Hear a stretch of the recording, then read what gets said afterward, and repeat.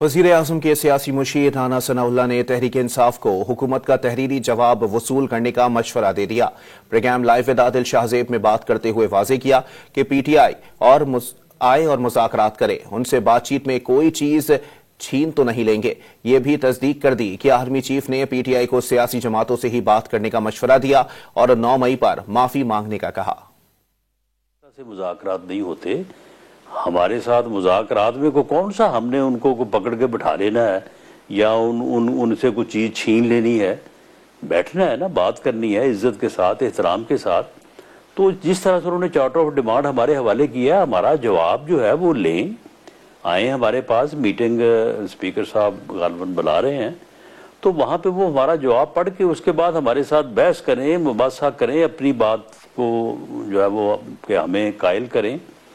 और अगर हमारी बात उनको पसंद ना आए तो भले फिर ठीक है, अगर वो ना मिलना चाहें तो उनकी मर्जी है।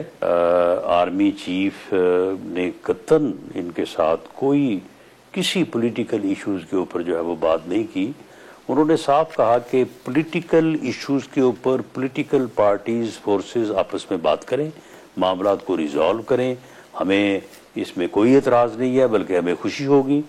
जहाँ तक इस बात का ताल्लुक है कि 9 मई, तो उन्होंने उसके ऊपर कहा कि वो जो है वो आप जो है वो सॉरी करें, पहले आप नदामत, अज़हार नदामत करें जो आपने ज़्यादती की है, तो उसके बाद जो है वो बात हो सकती है।